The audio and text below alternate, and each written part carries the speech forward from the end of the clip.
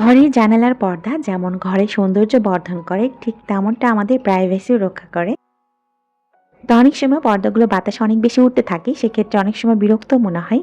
তো সেটা যেন না হয় তার জন্য একটা ছোট্ট টিপস শেয়ার করছি। তো এখানে আমি একটা চুড়ি নিয়েছি, তার সঙ্গে একটা ফিতা নিয়েছি। ফিতা বা দড়ি আপনারা যেটা অ্যাভেলেবেল পাবেন সেটা দিয়েই করতে পারেন। তো পর্দাকে আমি কিভাবে একটু বেঁধে নিব, তবে একটু স্টাইল ওয়েতে বাঁধছি। আর আশা রাখছি এই DIYটি আপনাদের কাজে লাগবে। তো চুড়িটির মাঝ বরাবর একটি গিঁট দিয়ে নিচ্ছি।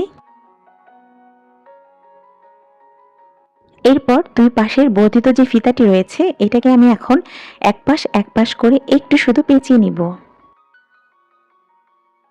আর এই ছোট DIYটি আসলে মুখে বলার থেকে আপনারা দেখলেই হয়তো বা ভালো বুঝতে পারবেন। তো সেটাই আপনারা একটু দেখে নিন। সাংসারিক টুকিটাকি কাজগুলো থেকে শুরু করে বাইরের যে কোনো কাজে আমাদের সঠিক দিক নির্দেশনা কিন্তু আমাদের সাকসেস নির্ধারণ করে। আর তাই যে কোনো সমস্যার সঠিক উপায়টিকে জেনে সেই অনুযায়ী যদি আমরা কাজ করতে পারি, তবে আমাদের জীবনযাত্রাটা যেমন সহজ হবে, ঠিক তেমনটা নিজের মাঝেও কিন্তু অনেকটা কনফিডেন্স গেইন হয়। তো সাংসারিক কাজকর্ম অথবা বাইরে যে কোনো কাজে কনফিডেন্স থাকাটা কিন্তু অতি জরুরি, কারণ কনফিডেন্স আপনার সেই কাজটি করার চাহিদা বা তাগিদ আরও দ্বিগুণভাবে বাড়িয়ে দেয়। তো পর্দাগুলো আটকানোর ক্ষেত্রে DIY কিন্তু আমার কমপ্লিট হয়ে গেছে। আসলে পর্দাগুলো যেহেতু আয়রন করা থাকে, আমরা যদি টাইট করে বেঁধে রাখি, এই আয়রনের যে ভাঁজগুলো রয়েছে সেটা নষ্ট হয়ে যায়।